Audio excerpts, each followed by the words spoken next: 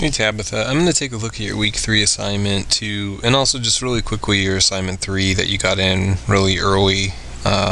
Just because if you want to make some changes, you definitely have the time to do it. This first part to the assignment, though, the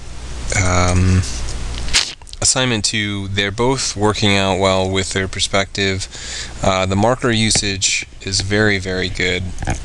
I think you're doing a great job with these in getting kind of the base marker in place and not having it stand out too much in a way that it becomes distracting. I think it really works to create this nice even fill.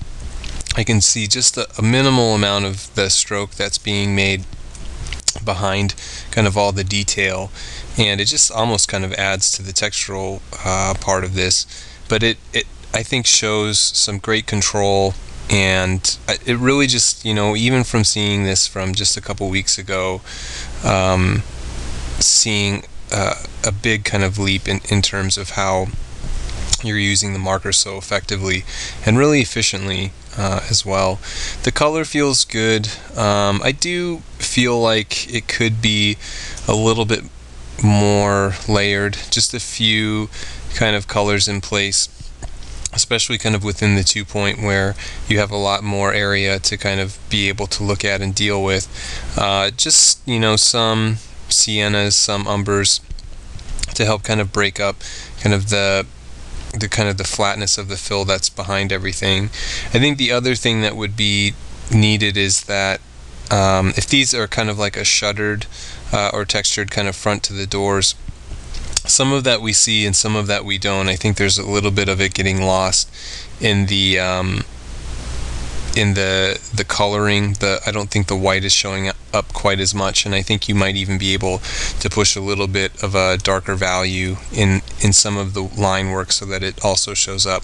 Maybe not a huge amount. I wouldn't use marker to do it. Maybe colored pencil, because you'd have more control and you'd be able to adjust how dark you want it to be.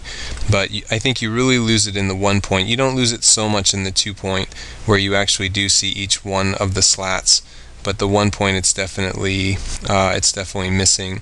It'd also be nice just to have some kind of basic setup around it, even if it's just kind of a basic color, so that you have an area that it's working in rather than it kind of just being in this open space. You have some of the line work in place, and you don't need to go in and make kind of huge amounts of detail, although I don't think we'd be able to see any changes done on this one anyway, since this looks to be it. But I think having even some color in place in the background to help create a little more visual interest would be nice. But texturally, they look very good. Perspective-wise, they look very good. And like I said in the beginning, the marker stuff is just really coming along well. And this gets reinforced in this assignment also. You've got, I think, this great texture in the background that has a little bit of value work in it. It gets darker as it moves towards the corner, which is great. But it also just has, a feel to it, like the wall has a certain amount of texture to it, which is great. I love the floor. The texture is terrific on that, and the object itself is working out just as well as it was here. I think my suggestion for this would be, though, to try to get just a slight distinction in coloring between the object and the floor. They're very, very similar in the colors that you're using, and so what happens is that it almost acts like a camouflage. This guy kind of almost feels like he's being camouflaged into this area. And even if you go in with just a little bit of, say, a sienna here and there within this object, to help kind of make it slightly more distinct color-wise from the area around it, it'll help to make it stand out a little bit more.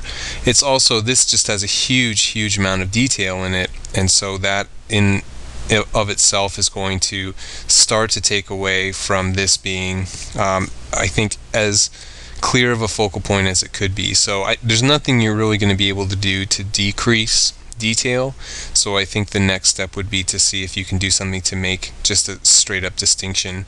You can also maybe play around with value to make it a little bit stronger. The cast shadow is a good start, and that might also help it to separate from the background a little bit more.